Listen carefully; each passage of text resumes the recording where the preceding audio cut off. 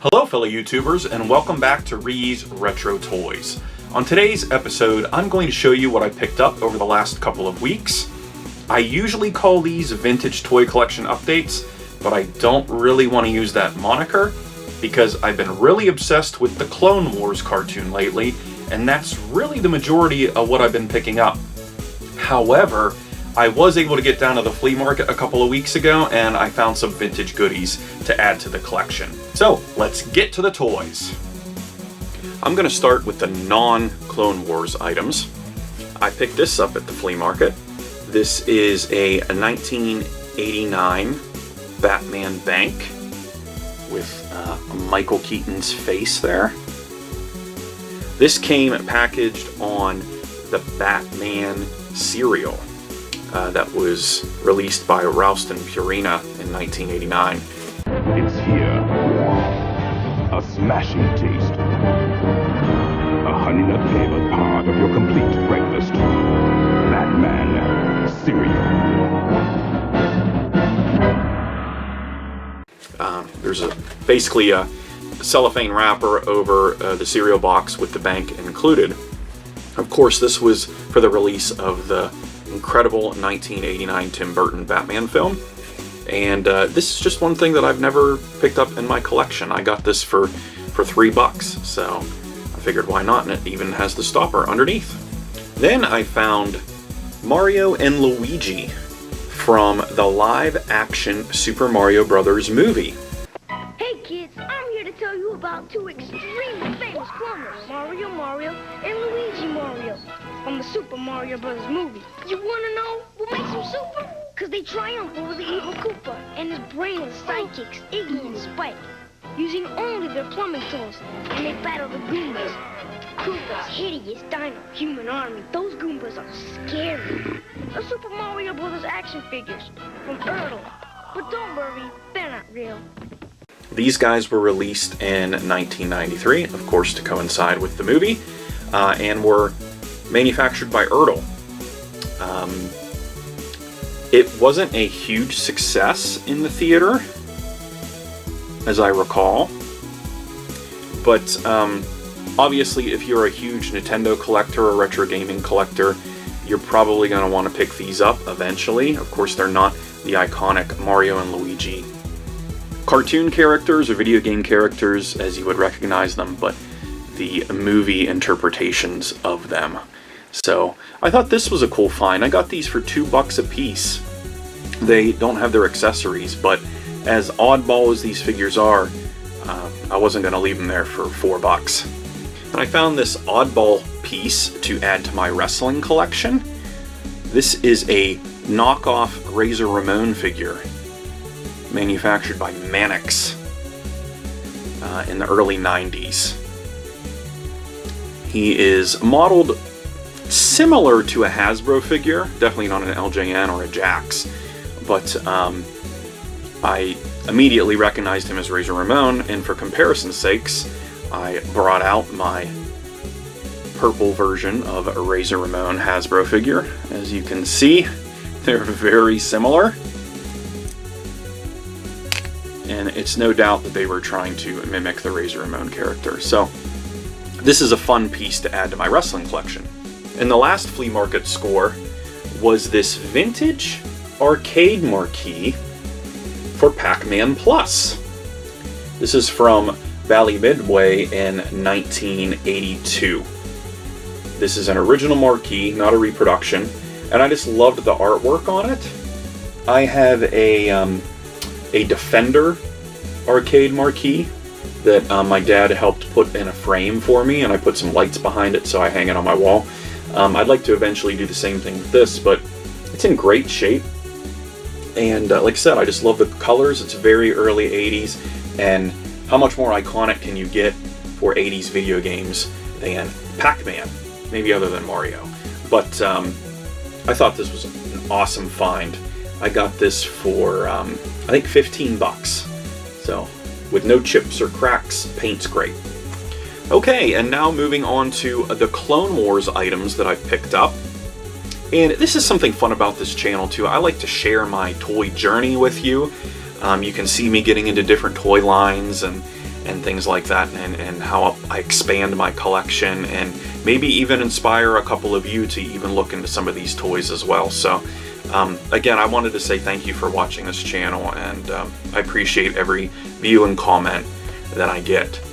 But here is Ahsoka Tano. This is Series 1 from Clone Wars. She has Rod of the Hutt in her backpack there. And of course, this is one of the most iconic characters in the Clone Wars cartoon. I was very happy to pick her up for the collection.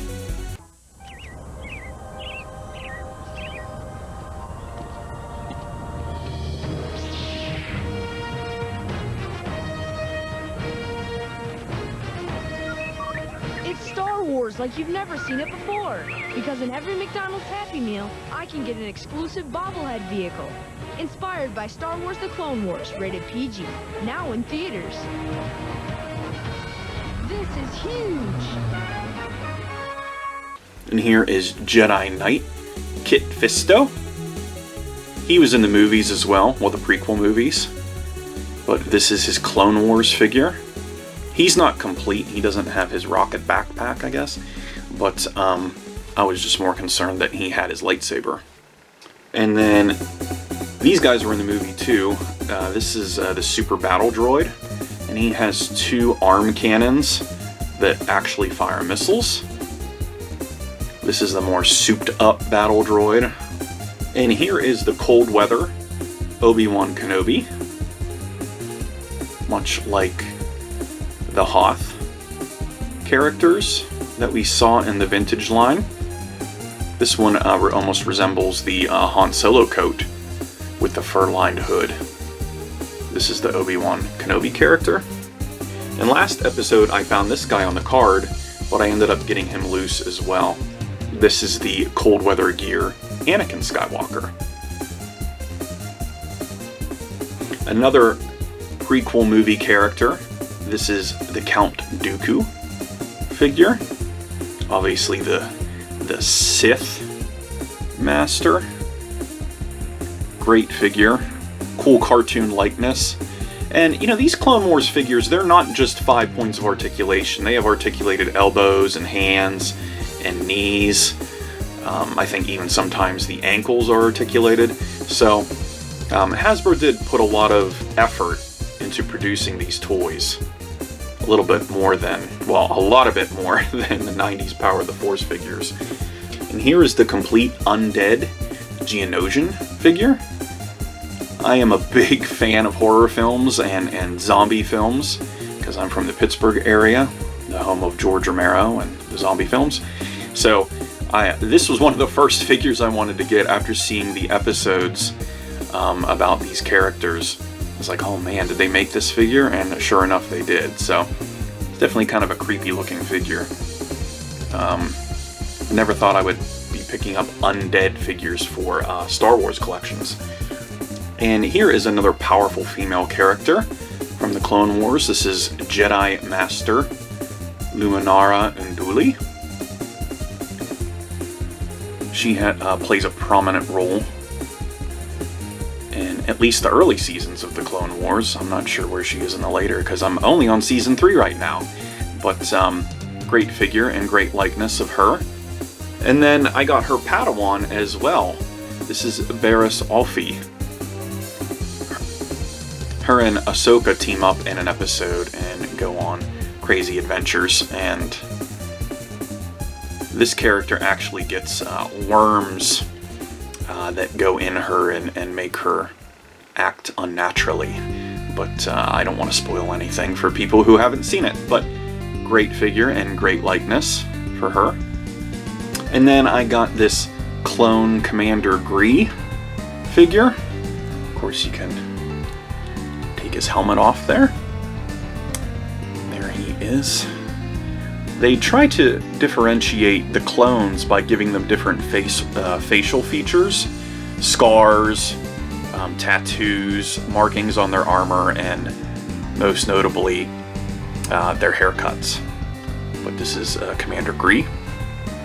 Here is the Mandalorian police officer. Yes, there are stories regarding Mandalore and their neutrality, as well as the Mandalorian bounty hunters and different characters. But this is a Mandalorian police officer in the episodes, much like kind of like the vintage Bespin guards or whatever that you could find. This is a similar character, and this is R4 P17. This is Obi-Wan Kenobi's astromech droid, and much like the R2-D2 figure, he has the compartments that can open up, and there's the one in the back there. It has tools and whatnot inside. I'm a big fan of the droids as well as the aliens in Star Wars, so I wanted to get him. And here is R3S6, otherwise known as Goldie in the cartoon. This is the astromech that Anakin and Ahsoka use instead of R2-D2, and Anakin quickly realizes that R3 isn't as efficient as R2, and I will not spoil why that is, but again, another great astromech droid from the Clone Wars line. And you might be wondering where I'm going to display these Clone Wars items. Well, I'm going to flip the camera around right now and show you exactly that. So here is how I'm going to display the Clone Wars. I'm using the bat case format again, much like my vintage collection. It's right around the corner from my Star Wars end cap and other Star Wars items. I added this Ahsoka Tano poster that was exclusively distributed at Star Wars Celebration Chicago. And then I put all the characters in the back cases. I'm currently waiting on some ProTech star stands for the modern figures so I can display these a little better, because they're not the easiest to stand up in back cases. But this is what it's going to be like. I have a whole new case as well, ready for more Clone Wars figures that I'm sure I will pick up soon. Alright guys, that's what I picked up over the last couple of weeks. As you can see, it's primarily the Clone Wars, and I highly encourage you to watch that cartoon if you have not watched it yet, especially if you're a huge Star Wars fan like myself. I'm sure you will get enjoyment out of it, bridging the time gap between Attack of the Clones and Revenge of the Sith. Be sure to hit that like button if you enjoyed this video, and subscribe to my channel at ReeYees Retro Toys for all of your toy hunting needs. Thank you for watching, and keep on hunting.